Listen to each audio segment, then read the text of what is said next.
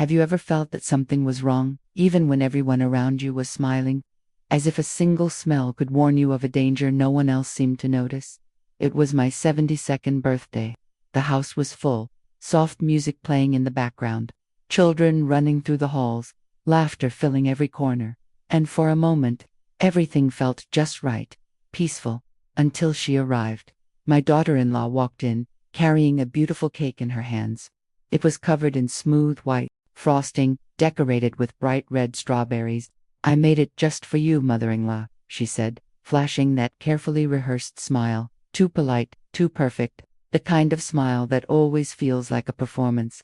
And even though I didn't want to assume the worst, something inside me had already started to stir. She leaned in, kissed my cheek, and placed the cake on the table. Everyone admired it. The kids were excited. My son made sure to thank her loudly, like he wanted to prove something to me, or maybe to himself. Then she cut the first slice and handed it to me. That's when everything began to shift. The smell, was off. There was something in the scent that didn't belong, a faint metallic note, almost chemical. Not what you'd expect from a homemade birthday cake. I looked at her across the room. She stood with her arms crossed, still smiling. Then I glanced at my granddaughter, sitting beside me, eyes sparkling as she waited for her piece. Have you ever had that feeling like something terrible is about to happen, but you can't explain why? Like your instincts are trying to scream over the noise of the moment. That's exactly how I felt. But how could I say anything? How could I stop everything over a smell, a hunch, a fear I couldn't name? It was my birthday, and no one wants to be seen as paranoid, especially not on a day that's supposed to be full of love. I took a deep breath and tried to brush it off. I cut the slice and handed it to my granddaughter, who smiled sweetly and said thank you like she always does. I hesitated, then took a small bite of my own. The taste confirmed what my nose had already warned me. Something was wrong, deeply wrong, and still, I swallowed it. I stayed quiet, maybe out of fear, maybe shame, maybe just habit. Stay with me until the end.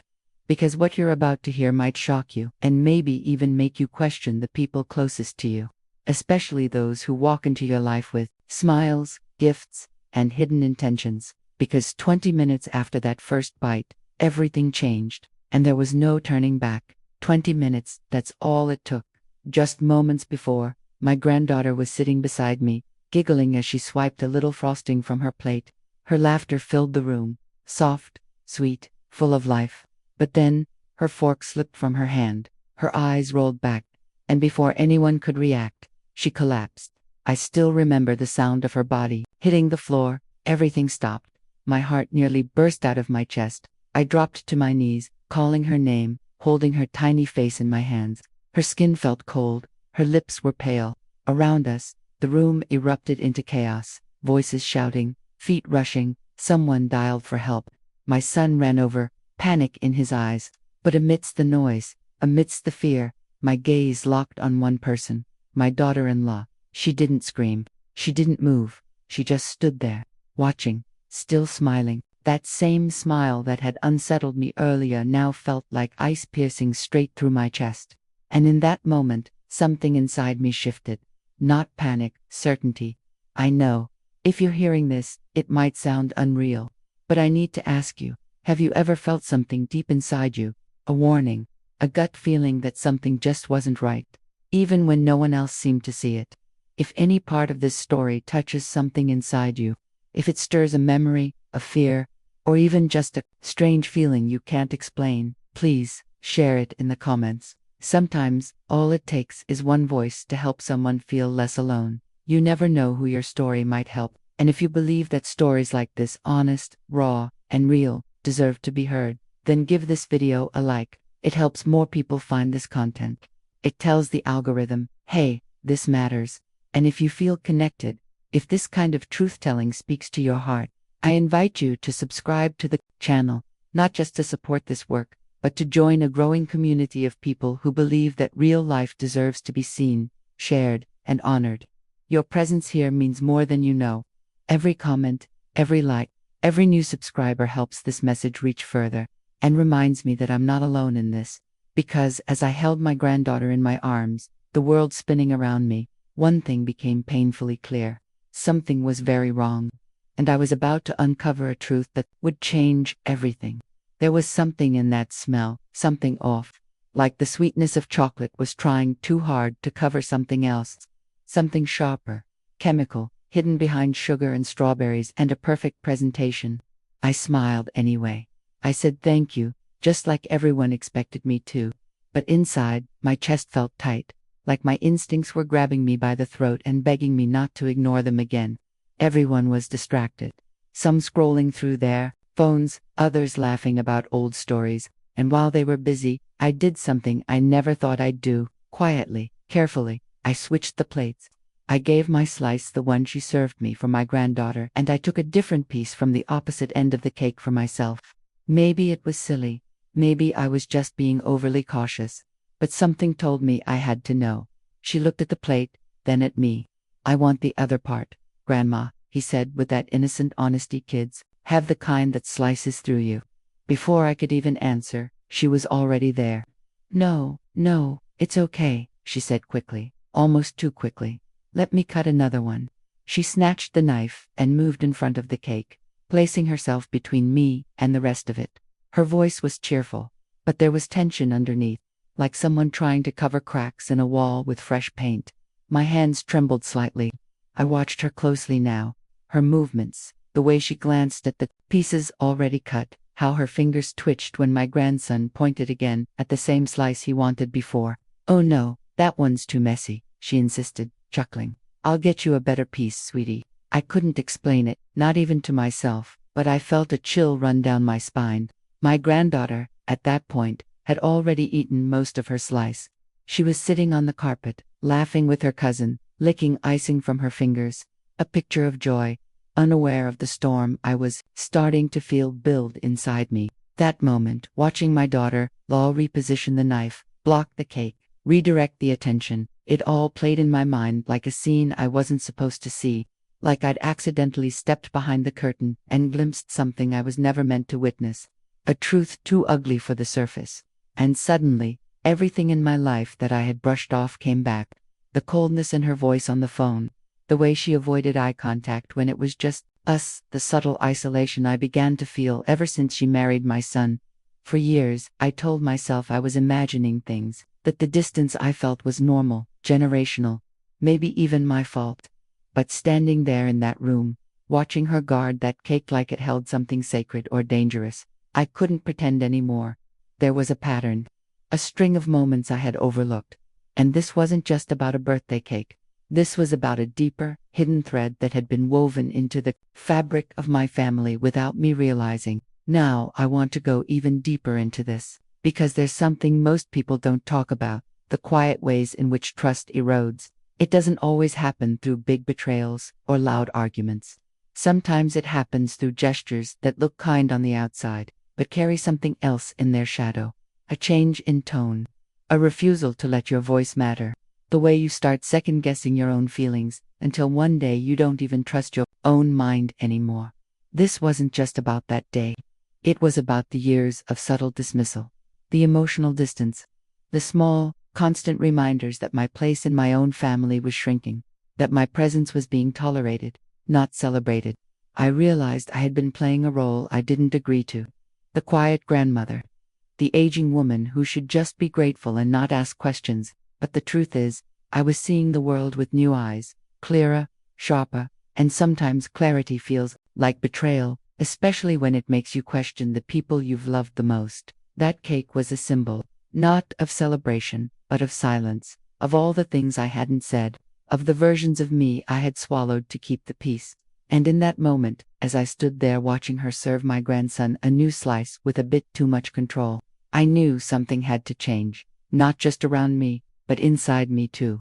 The weight of those quiet betrayals, the ones no one else sees, can be heavier than any loud conflict. They shape you, slowly, invisibly. But once you start to recognize them, it's impossible to go back. Comment below. This makes sense to me if you've ever felt something similar. Sometimes, just by writing it down, we start to see things more clearly too. Maybe you think I'm overreacting.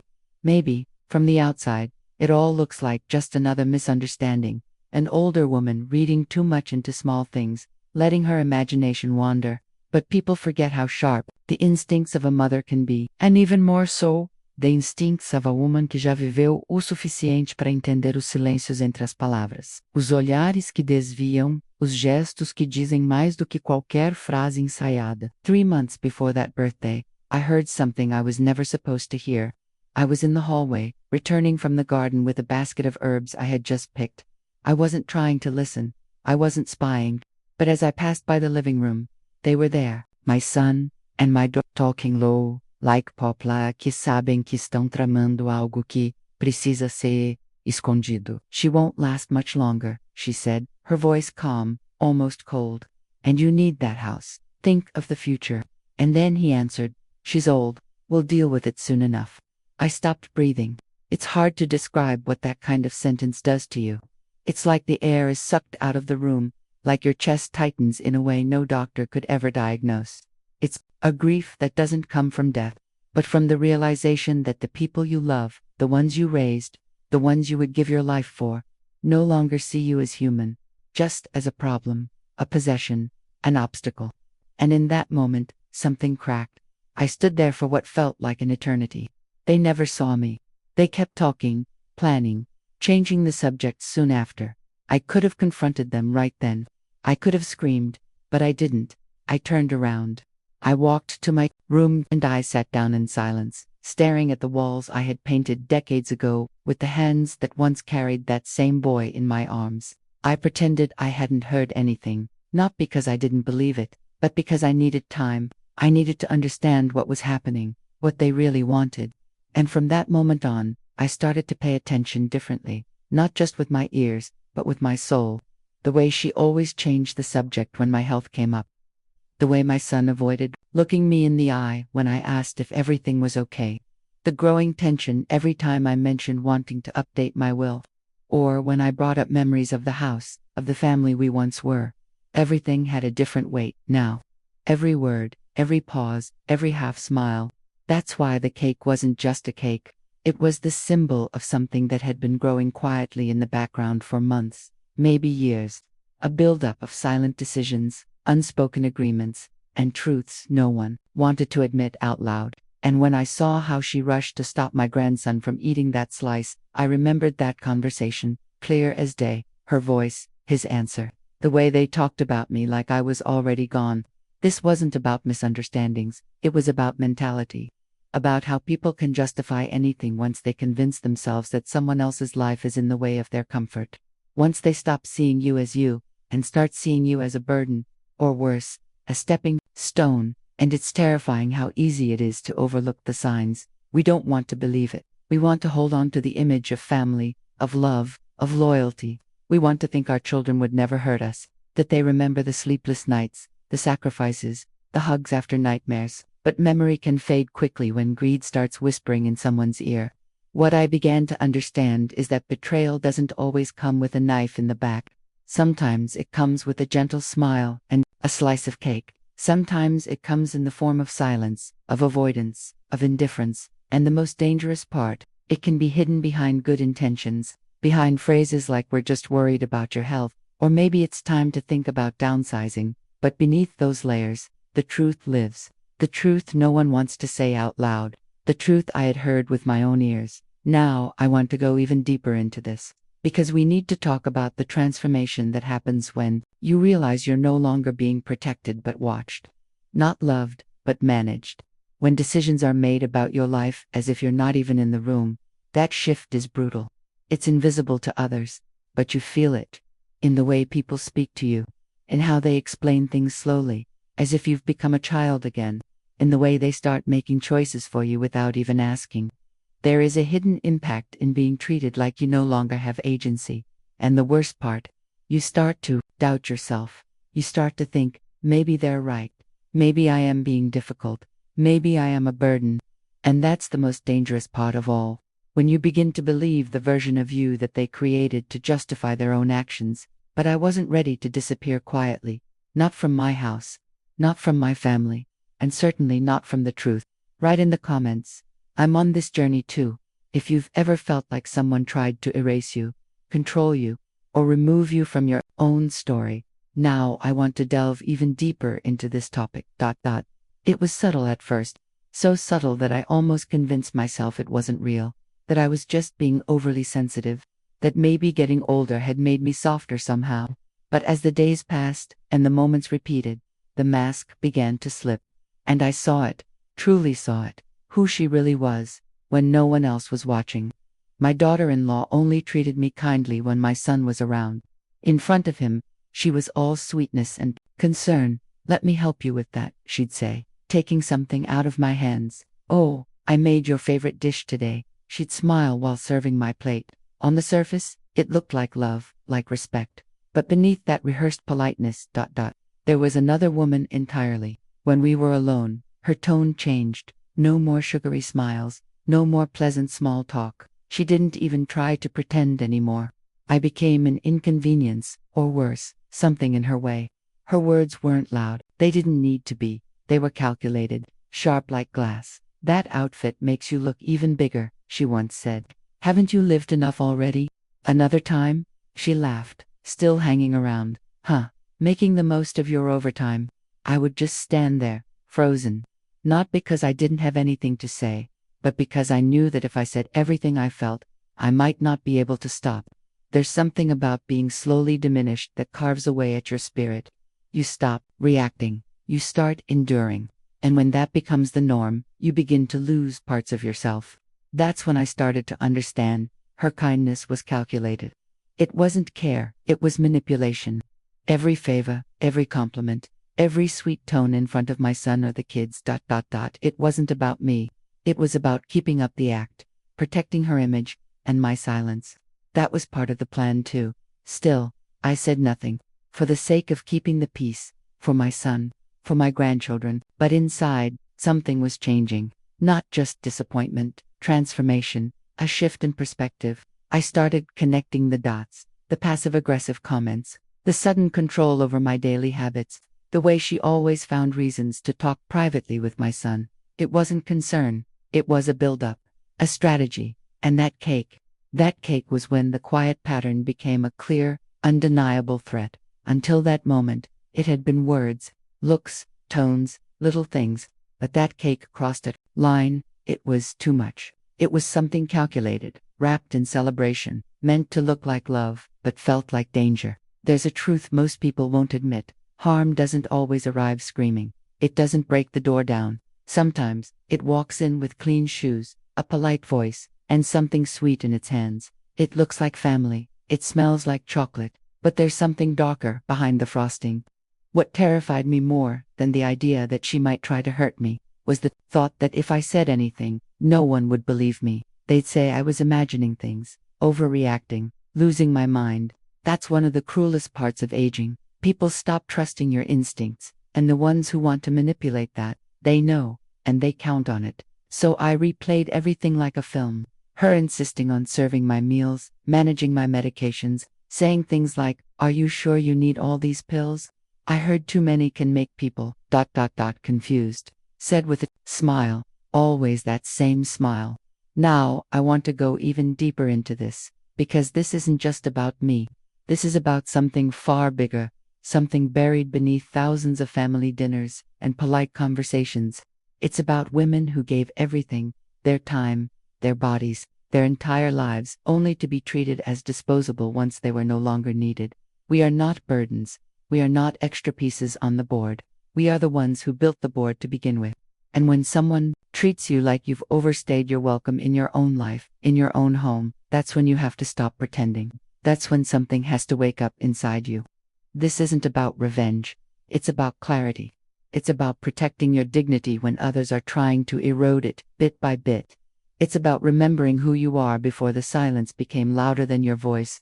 And most of all, it's about recognizing that not every gesture of kindness is pure, and not every smile is safe. That day, when she cut that cake with performative joy, when she leaned over my grandson with that perfectly staged warmth, something inside me snapped into focus. My silence wasn't keeping the peace, it was enabling the lie. And I was done with that. Comment here. This makes sense to me if you've ever seen kindness used as a mask for control. Now, I want to go even deeper into this. When everyone finished their slices of cake and nothing happened, a strange part of me almost believed I'd imagined it all. Maybe it was just my nerves. Maybe I'd let that old conversation, the one I was never meant to hear, cloud my judgment too much. The laughter had returned to the room. The children were playing, and my daughter-in-law, well, she was floating around like the perfect hostess, smiling, always smiling, the kind of smile that knows it got away with something. But about 30 minutes later, the illusion shattered. There was a noise in the kitchen, a sharp thud, followed by the sound of glass breaking. My body stiffened instantly. I didn't even have time to call anyone. I just ran, and when I turned the corner, I found my granddaughter on the floor. Her small frame was curled up, trembling. She was pale, her lips dry, and she had vomit on her shirt. Her breathing was erratic, her eyes unfocused, and in that instant, everything around me faded. The noise, the guests, the lights, it all disappeared. All I could see was her, my little girl, lying on that cold kitchen tile like a broken doll. She had snuck another slice. She must have done it quietly, playfully. Kids do that. They always want more frosting. Another taste, a little secret bite when no one's watching. But she didn't know what I knew. She couldn't have known what that cake meant, what it possibly carried, what it represented. We shouted for help. My son rushed in, phone already in hand, dialing emergency services. But he didn't even glance at me, not once. And then I heard him say something that cut deeper than any insult ever could. "It's probably her age," he said flatly, as if trying to explain it away before the medics even arrived. Kids get like this sometimes, but I knew. It wasn't just a child's stomach reacting to sugar. It wasn't a random illness. I saw the signs, I knew the symptoms. My hands, though shaky, had cleaned up enough of life's messes to recognize what this was. The trembling, the nausea, the fading color. This wasn't a coincidence. This was a consequence. A consequence of ignoring every warning sign that had screamed at me for months. And she, my daughter, -in-law. She was too quiet, too calm. She stood near the kitchen counter, her hands neatly folded in front of her, like she was waiting for someone to ask her a question. But no one did. Because no one suspected her. Not the guests. Not my son. No one even considered that behind all her kindness might be something calculated, cold, intentional. There's a kind of pain that doesn't show up on the body, a kind of ache that digs into your chest when the people you love most become strangers wearing familiar faces. I had given everything for this family, raised my son with hands that worked until they bled, built a home that held every laugh, every scraped knee, every Christmas morning.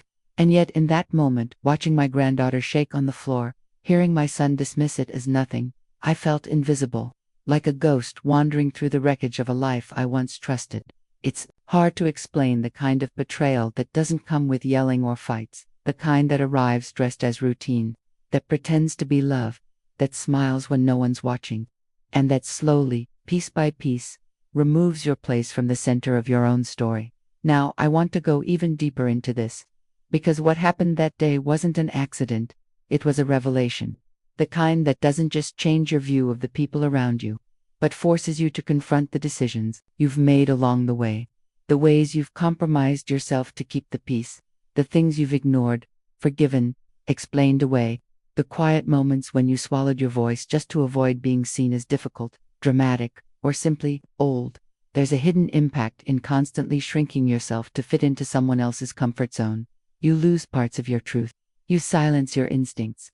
And worst of all, you begin to accept less than you deserve, not because it's right, but because it's easier than fighting against the weight of everyone else's expectations. But I couldn't unsee what I saw. I couldn't unhear the callousness in my son's voice. I couldn't forget the lifeless look in my granddaughter's eyes as we waited for help. That was the moment I realized I had to stop waiting for someone to validate my truth. I had to stop pretending everything was okay just because it was easier for everyone else that way. The truth had been knocking for months. I just hadn't opened the door. But now, I was ready. Write in the comments, I see it now. If something inside you clicked while hearing this, now I want to go even deeper into this. At the hospital, they said it was just a passing illness, a stomach reaction, a temporary drop in pressure. Terms I'd heard before, polite ways of saying, let's not make this a big deal. My granddaughter recovered quickly, thank God. She opened her eyes, smiled weakly, and even joked with the nurse who brought her a cup of juice. And while everyone else seemed eager to move on and pretend nothing serious had happened, I couldn't shake it. That feeling, the weight pressing on my chest like a stone that refused to be ignored. That night, when I got home, I stood in front of what was left of the cake. Just me, the dim kitchen light, and that perfect white frosting. I stared at it for a long time, not crying, not angry, just awake. That kind of awakening that comes after you've witnessed the truth but haven't yet spoken it. I knew I had to act, but I also knew I couldn't go to the police empty-handed, not when I had spent years being dismissed as overly emotional, fragile, or too attached to old ideas. So I did something else. I wrapped up a generous slice and walked to the end of the block, to my friend's house, Luciana. She's a pharmacist, someone I've known since our kids were in preschool. I didn't explain much. I just handed her the cake and said, "Please, don't ask anything now. Just have this tested. I need to know what's in it." She looked into my eyes. She didn't question, she just nodded. 3 days later, my phone rang. "Helena," she said, her voice low and serious. "There's a sedative in the cake, and not a small amount." It was a high dosage, enough to put an adult to sleep for hours. In that moment, I didn't feel shock. I didn't scream. I didn't even cry. What I felt, was confirmation that I wasn't crazy, that I hadn't imagined it, that every instinct, every tight breath, every strange glance I'd tried to explain away, it all had meaning. I had doubted myself for so long, had second-guessed every step, tried so hard to not be a burden. But now I had proof, physical, undeniable proof. And with that, something inside me shifted for good. But before I called the police, I had already done something else. Because the night before the birthday, something told me to prepare. I didn't know what for. I just felt, watched. So I had placed my old phone, the one with the cracked screen that barely worked, behind a flower vase on the kitchen shelf. It had a working camera. I'd never used it for much, but I knew how to turn on the recording. And that morning, before the guests arrived, I hit record. I wasn't sure what I'd catch. Maybe just peace of mind, maybe nothing. But I needed eyes besides my own. And now, with the test results in one hand and the phone in the other, I opened the file. I watched the footage, holding my breath. It was shaky, silent, the image a little blurry. But there she was, my daughter-in-law, standing in the kitchen before the guests arrived, mixing something in a small glass vial. She looked over her shoulder more than once. Her movements were fast, almost frantic. She poured it into the frosting bowl, stirred quickly, cleaned the counter with practiced precision, and smiled at herself in the oven door reflection before carrying the cake to the dining room. That image burned into my mind. There's something about seeing someone's intention in real time that hits different from just suspecting it. It's not imagination anymore. It's not paranoia. It's truth, raw and irreversible. And in that moment, I didn't just see betrayal. I saw calculation. I saw coldness. I saw someone who had played a long game with my trust, my family, and now, with the safety of my granddaughter. People talk about maternal instinct like it's some outdated concept, like it belongs in fairy tales or old wives' stories. But instinct saved my family that day. It woke me up when everyone else was asleep, literally and figuratively. It made me act. And once you open your eyes to something like that, you can't close them again. Not ever. Now, I want to go even deeper into this, because what happened after I contacted the police opened a new chapter. One that changed the dynamics in my house, one that uncovered more than I expected. This wasn't just about a piece of cake or a malicious act. It was about legacy, greed, silence, and all the invisible threads that tie people together in a family. It was about the power plays that happen in the background, the quiet dismantling of a life built with love, and the courage it takes to finally say, no more. Sometimes the danger isn't in the obvious places. Sometimes it's baked into the traditions, wrapped in bows, served with a smile. And what's most terrifying isn't the act itself, it's how easily it could have gone unnoticed. How many times has it already? Write in the comments. I'm on this journey too. If you've ever felt the moment when clarity replaced doubt. Now I want to go even deeper into this. I had already installed the cameras, weeks before the party. Not because I was sure something would happen, but because I had stopped trusting my own peace. You know that feeling when silence becomes suspicious, when kindness feels rehearsed. That's what pushed me to act. I placed them discreetly.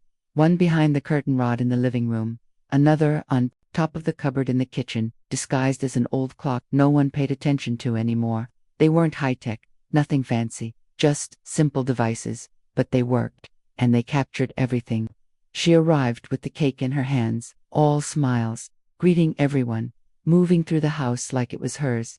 She walked into the kitchen, adjusted her hair in the reflection of the microwave door, and whispered, just loud enough for the microphone to catch it, to my son, who had followed her in without a word, "She'll knock out. Just let it happen." Those were her exact words, and his answer, almost a sigh, "Fine, but don't drag me into it." That moment did something irreversible in me, not just because of what they said, but how they said it, without hesitation, without guilt, with the kind of emotional detachment you only develop after long internal justification. That short exchange revealed not just a plan, but a shared mindset, a mentality of permission. He didn't need to be the one to poison me, he just had to look away. And that was enough for both of them. I saved the recordings and backed them up in 2 places. Then I picked up the phone, called the police, and gave a statement that came not from fear, but from clarity. Calm, deliberate clarity. The kind that only arrives when you've seen too much and waited too long. When the truth finally stops whispering and starts screaming inside your chest. I handed them the footage, the test results, every little piece of the puzzle. They were stunned. At first, they didn't want to believe it. A family case like this, it didn't fit the image most people carry of betrayal. But there it was, all of it, captured and undeniable. But I didn't stop there. On the same day, I went to the notary. I had already made the appointment. I walked into the building with my handbag full of papers and a weight on my back that I'd carried for far too long, and I rewrote my will, line by line, carefully, not out of revenge, but out of responsibility, because I had seen their real intentions, and once you see the truth behind the curtain, you owe it to yourself to make new decisions based on what's real, not what you wish were true. Each word of that new document was a declaration of awareness, a choice to protect what I had built, to honor the years I had spent nurturing a family I thought was safe. And at the end of the New Testament, I added something more personal: notes, one for each of them, sealed, envelopes, labeled clearly, because beyond the legal distribution of assets, there were truths that needed to be spoken. To my son, I wrote about the boy I raised, the one who used to hide behind my legs when he was scared of thunder. I reminded him of our late-night talks, of how I never missed a school recital, of how I believed in him more than I believed in anything else in this world. And then, I told him the truth, that the silence he chose hurt more than the betrayal, that looking away, for the sake of comfort, made him part of something much darker than he realized, that I still loved the boy he was, but I no longer recognized the man he became. To her, my daughter-in-law, I didn't write with anger, I wrote with precision. I told her I saw through the performance, that I knew every fake compliment, every passive-aggressive comment dressed as a joke, every quiet moment where her mask slipped. I told her that manipulation wears many faces, but the truth always leaves footprints, and that no matter how much she tried to erase me, I had already lived too much, endured too much, and seen too much to be erased. And to my grandchildren, I left reminders of who I really was, of the love that never wavered, of the cookies on rainy afternoons, the stories before bed, the way I always kissed their foreheads even when they were half asleep. I left them messages not about money or possessions, but about memory, about legacy, because no one can rewrite the love we shared, that belongs to us, and no one can take it away. Now I want to go even deeper into this, because what happened next wasn't just about legal documents or police investigations. It was about something more human, more intimate. The moment when you realize that healing doesn't come from justice alone. It comes from reclaiming your voice, your space, your narrative. It comes from refusing to let someone else define the last chapters of your story. That day in the notary's office marked a shift in me. It wasn't just paperwork. It was an act of closure and of beginning, because I knew that the road ahead wouldn't be quiet. There would be fallout, denial, maybe even more manipulation. But for the first time in a long time, I wasn't afraid of confrontation. I wasn't afraid of being alone. I wasn't afraid of being called dramatic or difficult or old, because I knew exactly who I was, and I also knew who they were. Comment, This makes sense to me if you've ever reached that turning point, where protecting your peace meant walking away from people you once trusted. Now, I want to go even deeper into this. My daughter-in-law was officially indicted. No more polite smiles. No more whispered threats or sideways glances disguised as jokes. Now it was formal, public, and real.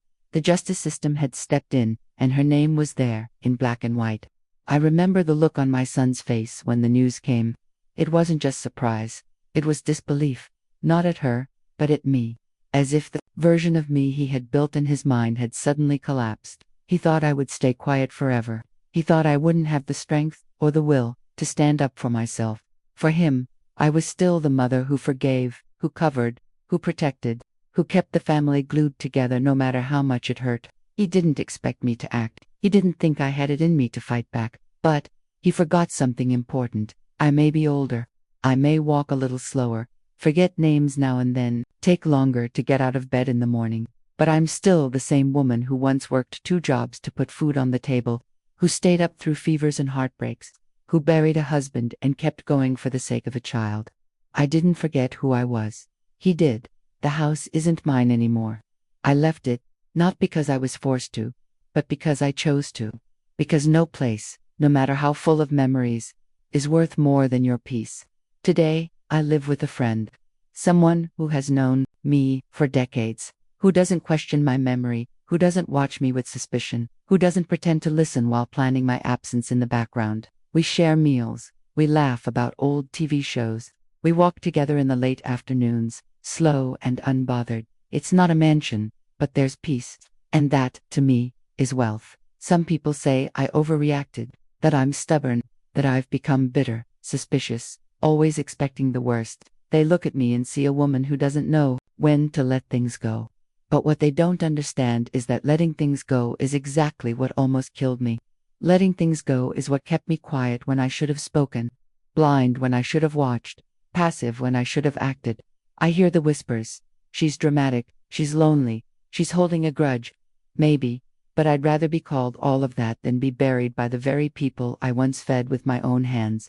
I'd rather live misunderstood than die pretending everything was fine, and I know I'm not alone in that. There are so many of us, women who gave everything, who held families together while no one noticed, who now sit at the edges of their own stories, slowly being erased. But I didn't let that happen to me. I couldn't, because once you see the truth, you can't go back to pretending. There's no reverse switch, no mental reset button. You carry it. You carry the memory of how close it all came to disappearing, not because of fate, not because of illness, but because of choice, their choice. There was one final slice of cake left after that birthday, just one. I remember looking at it the next morning, wrapped in plastic, sitting quietly in the fridge. It looked so harmless, so innocent, and yet it held everything, every lie, every smile that wasn't real. Every time I had doubted myself, questioned my sanity, hesitated to trust what my gut was screaming, that slice wasn't food, it was proof. A symbol of everything I survived. I didn't throw it away. Immediately, I left it there for a while, not to eat, but to remember, to remind myself of the line that was crossed, of the moment I woke up for good. Eventually, I did toss it, quietly, without ceremony. I watched it fall into the trash, and I felt something strange, not victory, not joy, but release, closure. That final slice was never meant for me, but that chapter was mine to finish. Now I want to go even deeper into this, because surviving something like this changes your entire inner structure. It's not just about healing, it's about rewriting your internal compass, the way you read people, the way you make decisions, the way you measure trust. You stop assuming everyone means well. You start watching, listening, paying attention to the gaps between words, to what isn't said. You become more selective, not out of fear, but out of wisdom. It's a new mentality, one that doesn't apologize for being alert, one that doesn't mistake politeness for safety. It's strange, really. People spend their lives trying to build a reputation for being kind, gentle, forgiving, as if those things are weaknesses, as if being alert, direct, or protective of yourself means you're damaged. But I don't see it that way anymore. I see it as transformation, as reclaiming the power they tried to dilute in me, as stepping out of the role they wrote and choosing to write my own. And yes, sometimes that makes people uncomfortable, especially the ones who benefited from your silence. But that's not your burden. That's their mirror to face. You just keep walking forward, even if your legs shake, even if your heart still breaks a little from time to time. Because there's freedom in no longer needing approval. There's power in standing in your truth, no matter how lonely it feels at first. Write in the comments, I'm on this journey too, if you know exactly what it feels like to choose peace over appearances. Now I want to go even deeper into this. If you've followed me this far, then something in this story touched a part of you. Maybe it reminded you of someone. Maybe it stirred a memory you've been trying to keep quiet. Or maybe, just maybe, it made you realize that what you've been calling resilience was actually you holding back tears you didn't feel safe enough to cry. I know what it's like to carry things in silence, to pretend everything is normal while the truth pulses inside your chest like a second heartbeat. I know how heavy it is to smile when all you really want is for someone to notice that something feels off, that something is off. And I know how much it costs to finally say it out loud. We're not taught to speak, we're taught to endure. Especially women like me, of a certain age, who were raised to believe that silence is dignity, that family comes first even when it hurts, that it's just a phase or they don't mean it like that is enough reason to forgive the same wound over and over. But there comes a time when you stop protecting what's breaking you. And when that time comes, it doesn't look like anger. It looks like clarity. That clarity is what saved me. Not the law, not luck, not even strength. Just the simple, quiet recognition that I deserved more than what they were giving me. That I deserved to wake up in a place where I felt safe, where my presence wasn't seen as inconvenient, where I wasn't being measured by how much I could still give before I became a burden. We carry too much shame for asking, the bare minimum, for wanting respect, consideration, space to breathe. And when we finally speak, we often whisper like we still owe the world an apology for choosing ourselves. But I'm done whispering. And if you're here, maybe you are too. There's a hidden impact in sharing stories like these. Not just for me, but for the next woman, the next mother, the next grandmother who's sitting in her living room right now wondering if the problem is her, wondering if the coldness she feels is just aging, or if it's something more deliberate, more calculated, wondering if she's reading too much into it, or finally reading it right. I want this space to be more than just a place for stories. I want it to be a mirror where we see ourselves, our past, our strength, our silence, our voice coming back. I want these words to land like a hand on your shoulder, not a lecture, like the kind of conversation we never had the chance to have when we needed it most. So if you've lived something like this, or even if you're just now realizing what's been sitting in your chest all this time, don't keep it in, let it out, put it into words, even just one. Because someone else might be waiting to feel less alone. And sometimes, all it takes is one sentence to unlock a door someone else was too afraid to open. Comment. This makes sense to me. If at any point in this story, your heart nodded in quiet recognition. Now I want to go even deeper into this. If you've stayed with me until now, it means this story found a place in you. Maybe because you've lived through something similar. Or maybe because you know someone who's felt this way, ignored, dismissed, misunderstood. And if this touched you in any way, then this conversation was worth it. If this space made sense to you, if these words brought clarity or simply reminded you that you're not alone, go ahead and subscribe to the channel. Not to follow me, but to walk with me. Every video here is more than a story. It's a meeting point for those who are tired of pretending everything's okay. Leave a comment that says, I'm with you till the end, just so I know you made it here, fully present, feeling everything as deeply as I did while telling it.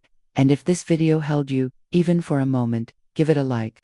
That's how we know we're building something real, a space where voices that were once silenced now have room to be heard. There's a video right here that connects with everything we've talked about. Click it, and come with me. The conversation isn't over.